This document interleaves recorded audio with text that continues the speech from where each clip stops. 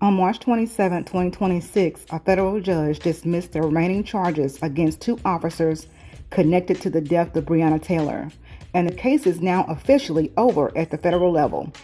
Senior U.S. District Judge Charles R. Simpson III threw out all remaining charges against former Louisville officers Joshua James and Kyle Meany. And this wasn't just a dismissal, it was with prejudice, meaning these exact charges cannot be brought back, ever. This came after the U.S. Department of Justice asked the court to drop the case, saying it was in the interest of justice. But here's where it gets controversial. The judge had already ruled earlier that the legal cause of Breonna Taylor's death wasn't the warrant, it was the shot fired by her boyfriend, Kenneth Walker. So even though the warrant itself was accused of being falsified, the court didn't see it as a direct cause of her death. And before this final dismissal, the most serious charges, federal civil law felonies that could have meant life in prison, were already reduced down to misdemeanors. Now, both officers were tied to the warrant. James was accused of putting false information into the affidavit. Meany approved and signed off on it. Both were fired, James in 2021, Meany in 2022.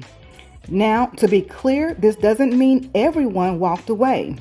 Brett Hankinson was convicted in 2024 for violating Taylor's civil rights and sentenced to 33 months. He is currently out on bail during appeal. Kelly Goodlett pleaded guilty back in 2022 and is set to be sentenced July 29, 2026. And James and Meany, they still face separate federal charges, including accusations of lying to the FBI and covering up details after the fact. But the reaction from the family: anger, frustration, confusion.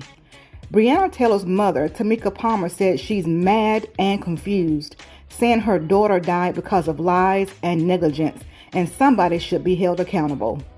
Civil rights attorney Ben Crump called the decision an insult and a betrayal.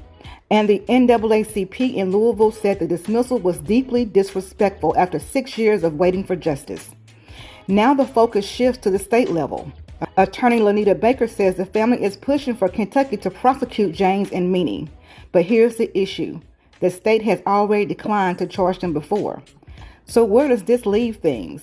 The federal civil rights case is done, the charges are gone for good, and now the question becomes, will the state step in, or is this where accountability ends?